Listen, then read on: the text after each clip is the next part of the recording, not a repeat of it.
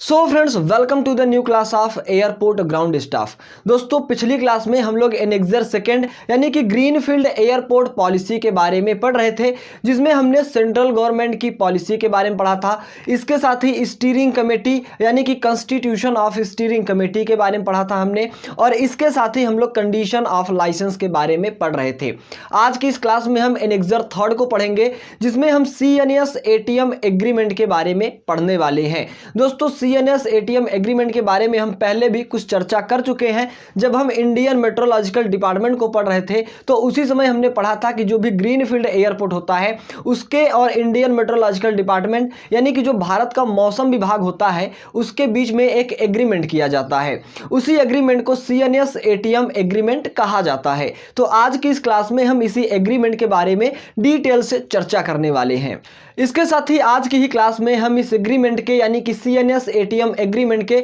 Definition और interpretation की बात करेंगे। तो चलिए आज की इस क्लास को शुरू करते हैं और CNS ATM एग्रीमेंट को डिटेल से डिस्कस करते हैं। तो 14.3 है हमारा annexure third CNS ATM agreement, यानी कि जो एग्रीमेंट है CNS ATM, इसके बारे में आज की इस क्लास में हम पढ़ने वाले हैं। Agreement for the provision of CNS ATM facilities and service, यानी कि ये जो एग्रीमेंट है ये किसके किसके बीच में होना है और इस एग्रीमेंट के बाद हमें क्या क्या फैसिलिटीज़ और क्या क्या सर्विसेज मिलने वाली हैं, इन सभी के बारे में हम पढ़ेंगे। This agreement is made on between, between का मतलब कोई दो लोग जब होते हैं तो वहाँ पे बिटवीन का यूज़ किया जाता है। तो ये जो एग्रीमेंट है ये दो लोगों के बीच में किया जाता है, बिटवीन यानी कि दो लोगों के बीच में है। और वो कौन कौन है दो लोग, इनके बारे में आगे दिया गया है। फर्स्ट इज हमारा Airport Authority of India, hereinafter called AAI, an authority constituted under the Airports Authority of India Act 1994, whose corporate office is at Rajiv Gandhi Bhavan, Safdarjung airport, New Delhi 110003 India, AAI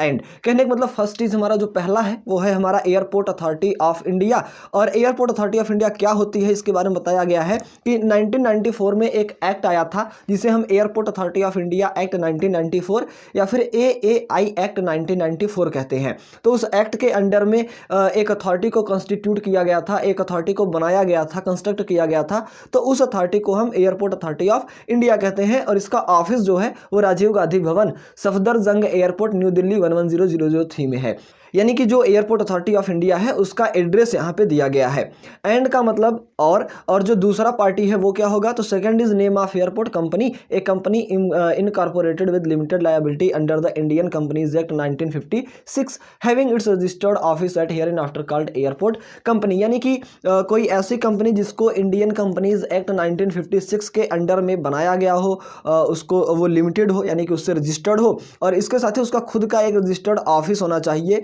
उसी को हम कहते हैं एयरपोर्ट कंपनी। यानी कि जो भी एयरपोर्ट कंपनी एयरपोर्ट के डेवलपमेंट के लिए इंडियन कंपनीज एक्ट 1956 के अंडर में लिमिटेड हो चुकी है, रजिस्टर्ड हो चुकी है, और इसके साथ ही इंडिया में उसका खुद का एक ऑफिस है, रजिस्टर्ड ऑफिस है, तो उसको हम कहते हैं airport company. The expressions AAI and airport company shall, wherever the context appears, mean and include their respective successor in interest and permitted assigns and shall collectively be referred to as the parties and individually as the party। कहने का मतलब जो हमारा AAI airport Authority of India है और जो airport company है, तो इसके बारे में बता रहा है कि जो एयरपोर्ट कंपनी है उसमें कई सारे लोग हो सकते हैं या फिर किसी एक का वहाँ पे वर्चस्व हो सकता है। तो अगर कोई एक है, इंडिविजुअली है, कोई इंडिविजुअल पर्सन है, तो उसे हम केवल पार्टी कहेंगे। और अगर वहाँ पे कई सारे लोग हैं, कलेक्टिवली रूप में कई सारे लोग उसको रेफर कर रहे हैं, रेफर का मतलब कई सारे लोग उसमें शामिल हैं, तो उसको पार्टीज कहा जाएगा, यानी कि कई सारे लोग उसमें हैं। Whereas first is name of airport company, यानी कि जो ये फिल इन द ब्लैंक आपको दिख रहा है यहाँ पे खाली स्थान, इसमें एयरपोर्ट कंपनी का जो भी नाम होगा उसको रखा जाएगा। Proposes to develop design finance in the construct complete and operate a greenfield airport at, फिर से खाली स्थान, in the state UT of, फिर से खाली स्थान, फॉर फ्लाइट ऑपरेशन। कहने का मतलब यह है कि जो एयरपोर्ट कंपनी होती है वो किसी भी स्टेट में फ्लाइट के ऑपरेशन के लिए, यानी कि जो एयरक्राफ्ट होते हैं फ्लाइट के ऑपरेशंस के लिए, यानी कि उसके संचालन के लिए किसी भी स्टेट में, किसी भी यूनियन टेरिटरी में, यानी कि किसी भी राज्य में, किसी भी केंद्र शासित प्रदेश में ग्रीनफील्ड एयरपोर्ट को ऑपरेट करने के लिए, उसको कंस्ट्रक्ट करने के लिए, यानी उसको बनाने के लिए, उसकी डिज़ाइनिंग करने के लिए, उसकी फाइनेंसिंग के लिए, यानी कि पैसे से संबंधित जो भी समस्याएं होती हैं उसके डेवलपमेंट के लिए, यानी कि उसके विकास के लिए जो भी चीज़ें होती हैं, इन सभी चीज़ों को जो एयरपोर्ट कंपनी होती है वो करती है। तो जो भी कंपनी, जो भी अथॉरिटी को इन सब चीज़ों के लिए प्रपोज किया जाता है उसको हम कहते हैं airport company. Pursuant to the Airport Authority of India Act 1994, AAI is responsible for the provision of air traffic services within Indian air space and at all civil airports in India. यानी कि भारत में जितने भी civil airports हैं उन सभी पर, और जो भारत का एयर स्पेस यानी कि इंडियन भारतीय हवाई क्षेत्र है, एयर स्पेस है, उसमें जो भी एयर ट्रैफिक सर्विसेज होती हैं ATS, यानी कि जिसके बारे में हमने पीछे पढ़ा था कि एयर ट्रैफिक सर्विसेज क्या क्या होती हैं, तो उन सभी को प्रोवाइड करने के लिए जो AAI है यानी कि जो एयरपोर्ट अथॉरिटी ऑफ इंडिया है वो रिस्पॉन्सिबल होती है। और इसके बारे में airport Authority of India Act 1994 में बताया गया है। In accordance with the above act, AAI will provide air traffic services at the airport on the terms and conditions set out in this agreement। यानी कि ये जो CNSATM एग्रीमेंट है, इस एग्रीमेंट के बाद में, यानी इस एग्रीमेंट के तहत जो भी चीज़ें बताई जाएंगी कि जो हमारा एयरपोर्ट अथॉरिटी ऑफ इंडिया है उसको एयरपोर्ट पर कौन कौन सी सर्विसेज प्रोवाइड करनी है, यानी कि एयर ट्रैफिक सर्विस से रिलेटेड जो भी चीज़ें प्रोवाइड करनी है, टर्म्स एंड कंडीशन जो भी होंगी उन सभी के अकॉर्डिंग, यानी कि जो भी टर्म एंड कंडीशन है उनके अकॉर्डिंग जो भी सर्विसेज प्रोवाइड करनी है उन सभी के लिए जो AAI है, जो हमारी एयरपोर्ट अथॉरिटी ऑफ इंडिया है, वो रिस्पॉन्सिबल होती है। इट इज़ एग्रीड एज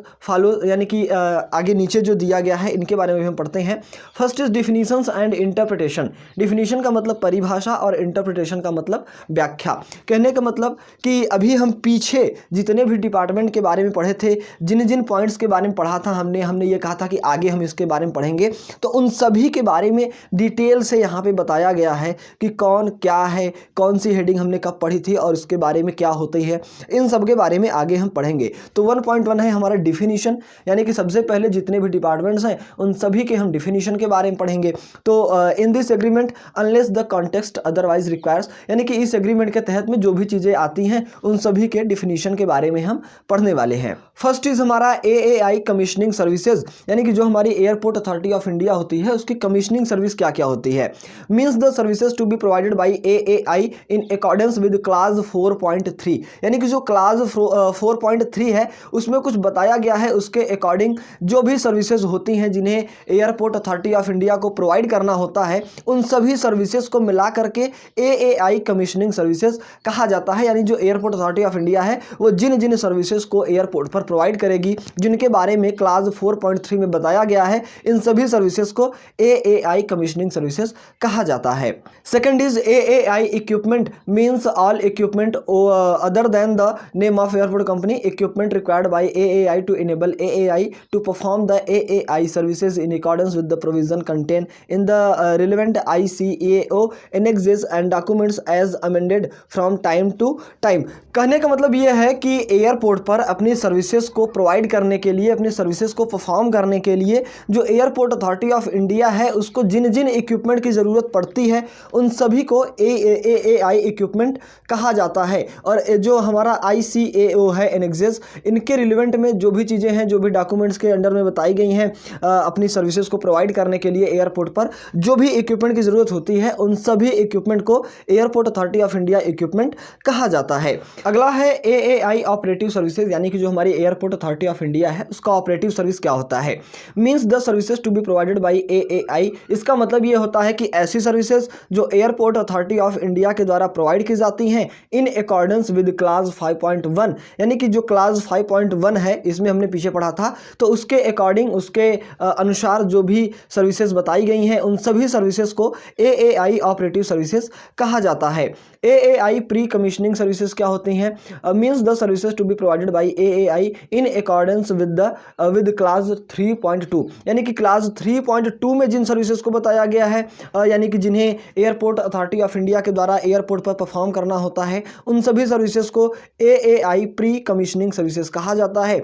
और अगला है AAI services, means the AAI pre commissioning services, the AAI commissioning services and the AAI operative services, यानी कि जो अभी हमने ऊपर पढ़ा, फर्स्ट हमारा था AAI कमीशनिंग सर्विस, यानी कि जिसको क्लास 4.3 में बताया गया है कि इनको एयरपोर्ट अथॉरिटी ऑफ इंडिया के द्वारा प्रोवाइड किया जाएगा। और जो AAI प्री कमीशनिंग सर्विसेज हैं इनके बारे में भी हमने इसके जस्ट ऊपर पढ़ा, AAI प्री कमीशनिंग सर्विसेज जो क्लास 3.2 में बताई गई हैं, और AAI ऑपरेटिव ऑपरेटिव सर्विसेज, यानी कि इसके जस्ट ऊपर हमने तीसरा हेडिंग पढ़ा AAI ऑपरेटिव सर्विसेज, जिसे क्लास 5.1 में बताया गया है। तो इन सभी जो सर्विसेज हमने पढ़ी, तीनों सर्विसेज के बारे में जो एयरपोर्ट अथॉरिटी ऑफ इंडिया के द्वारा एयरपोर्ट कंपनी को दी जाती हैं, एयरपोर्ट पर परफॉर्म की जाती हैं, इन सभी सर्विसेज को मिला करके AAI सर्विस होता है। यानी कि जो एयरपोर्ट अथॉरिटी ऑफ इंडिया है उसकी सर्विस के अंडर में ये सारी चीज़ें आती हैं, चाहे वो AAI कमीशनिंग सर्विस हो, चाहे AAI ऑपरेटिंग सर्विस हो, या फिर AAI प्री कमीशनिंग सर्विस हो। अगला है अफेक्टेड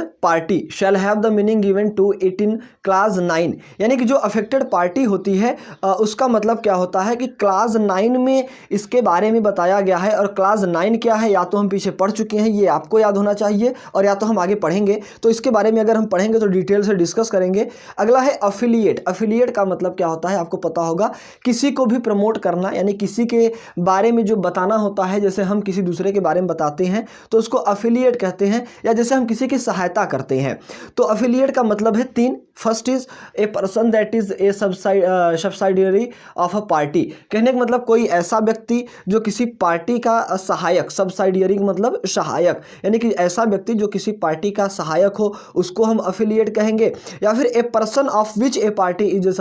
सब्सिडायरी, यानी कि कोई ऐसा व्यक्ति जिसकी कोई पार्टी सहायक हो, यानी कि कोई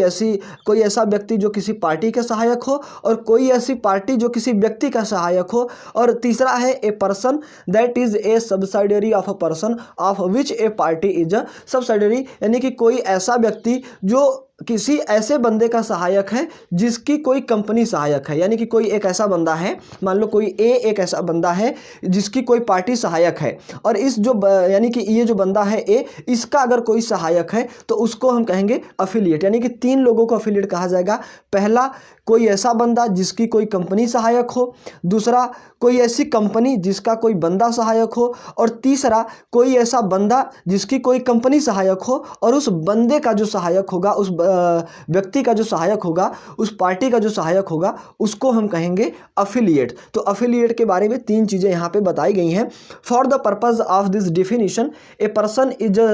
subsidiary of another person if the latter owns legally और बेनिफिशियली डायरेक्टली और indirectly the shares of the former that are sufficient to cost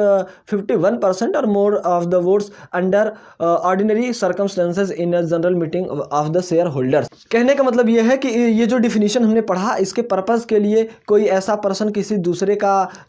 दूसरे पर्सन का सहायक होता है, सब्सिडियरी होता है, यदि वह लीगल रूप से, यानी लीगल रूप से, या फिर बेनिफिशियली रूप से, वो डायरेक्ट या इनडायरेक्ट, चाहे जो भी, कि जो पीछे के शेयर्स होते हैं, कंपनी के जो शेयर्स होते हैं उनको ऑन करता है, यानी उनका मालिक होता है। और यानी कि जो एयरपोर्ट कंपनी है उसके कुछ शेयर्स उसके पास होते हैं, और जब भी शेयर होल्डर्स की मीटिंग होती है, बैठक होती है, तो उसमें 51% या मोर देन 51%, यानी कि 51% या फिर उससे ज़्यादा वोट्स को वो ऑर्डिनरी सर्कमस्टेंसेस के रूप में देने के लिए होता है। यानी कि वो जो बंदा है, जो अफिलिएट है, उसके पास कंपनी के 51% से ज़्यादा शेयर्स होते हैं, और जब भी कोई मीटिंग होती है शेयर होल्डर्स की, तो उसमें वो 51% से ज़्यादा वोट्स को, मत को दे सकता है। अगला है एयरफील्ड लाइटिंग सिस्टम। एयरफील्ड आपको पता है, लाइटिंग सिस्टम का मतलब भी आपको पता है, यानी कि जो एयरपोर्ट है उस पर लाइटिंग के सिस्टम जो भी होती हैं उनके बारे में। Means the lighting system at the airport including those in respect of the runway, taxiway, apron and approach required for the proposed aircraft operations and aerodrome category in accordance with the provisions contained in the relevant ICAO annexes and documents as amended from time to time. कहने का मतलब समय समय पर ICAO annexes के relevant में जो भी चीज़ें मतलब प्रोवाइड की जाती हैं, यानी कि जो हमारा एयरफील्ड लाइटिंग सिस्टम होता है, इसके अंडर में जो हमारा रनवे है, जो टैक्सीवे है, जो एप्रॉन है, अप्रोच है, इन सभी पे जो भी लाइटिंग की व्यवस्थाएं होती हैं, यानी कि जो प्रकाश की जो भी व्यवस्था होती है, उसके लिए जो हमारा एयरफील्ड लाइटिंग सिस्टम होता है वो हमारा रिस्पॉन्सिबल होता है। Required for the proposed aircraft operation और aerodrome category in accordance compliance with the provision content in the relevant, यानी कि जो ICAO एनेक्सेस है उसके रिलेवेंट में एरोड्रम कैटेगरी पे या फिर जो एयरक्राफ्ट ऑपरेशन यानी कि जो भी एयरक्राफ्ट होते हैं उनके संचालन के लिए जो भी चीज़ें प्रपोज्ड होती हैं उन सभी के लिए ये रिक्वायरमेंट होती है कि वहाँ पर लाइटिंग सिस्टम अच्छे से होनी चाहिए। तो जो भी डिपार्टमेंट हमारा लाइटिंग सिस्टम को देखता है उसको हम कहेंगे एयरफील्ड लाइटिंग सिस्टम। अगला है हमारा एयरपोर्ट। एयरपोर्ट का मतलब होता है means the greenfield domestic airport, यानी कि ऐसा डोमेस्टिक ग्रीनफील्ड एयरपोर्ट यानी कि घरेलू greenfield airport comprising of the initial phase at in the state UT यानी कि union territory of and includes all its buildings equipment facilities and system and including where circumstances require any expansion therefor. कहने का मतलब यह है, airport का मतलब यह है, आपको पता है एयरपोर्ट का मतलब हवाई अड्डा, तो एयरपोर्ट का मतलब है कि ऐसा डोमेस्टिक ग्रीनफील्ड एयरपोर्ट जहां पर इनिशियल फेजेस में यानी कि शुरुआती के समय में किसी स्टेट यानी कि किसी राज्य में या फिर किसी यूनियन टेरिटरी यानी कि किसी केंद्र शासित प्रदेश में जो भी एयरपोर्ट के बिल्डिंग्स होते हैं यानी कि जो भी उसकी बिल्डिंग होती हैं, जो इक्विपमेंट होते हैं यानी सर्विसेज को प्रोवाइड करने के लिए जो जो फैसिलिटीज़ होती हैं, जो जो सर्विसेज होती हैं, जो भी सिस्टम होते हैं, वो सभी इंक्लूड होते हैं जहां बाद में कोई भी एक्सपेंशन किया जा सके। कहने का मतलब एयरपोर्ट उस स्थान को कहते हैं जहां पर एयरपोर्ट के ऑपरेशन के लिए, एयरक्राफ्ट के ऑपरेशन के लिए इन सारी चीज़ों ये सारी चीज़ें होती हैं, बिल्डिंग, इक्विपमेंट, फैसिलिटी, सिस्टम।